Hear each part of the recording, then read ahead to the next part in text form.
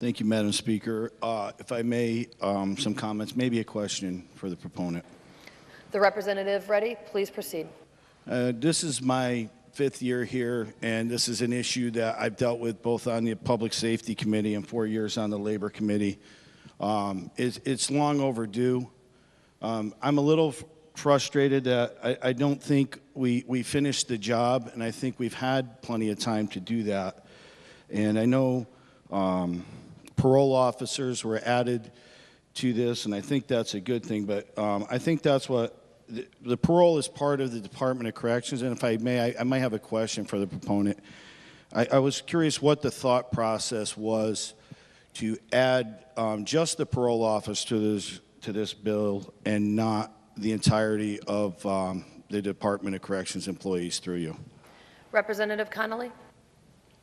Through you, Madam Speaker, this is just a start, and there are many groups that need to be added. I would like to echo the comments of Representative Boyd that just because others are not in does not mean that those who are in are not as important as others.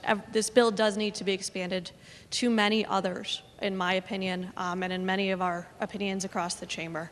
Through you, Madam Speaker. Representative Vail. And I appreciate that answer. But again, like I said, we've been at this for 5 years. Something we've been working on. Those groups have been in and out of this legislation. So I don't understand why this bill doesn't apply to all law enforcement and all first responders, and why we're picking certain law enforcement agencies and certain first responders for this apply to. As many of you know, because I probably said it way too many times in here, I'm a former correction officer. And certainly, I did 12 and a half years in the department. Certainly seen my share of things, and can definitely say I'm a little bit different today probably than I would have been had I not done that job for 12 and a half years. And a lot of other people that I worked with that experienced much more egregious things that you see when you do a job like that, that certainly this should apply to them as well.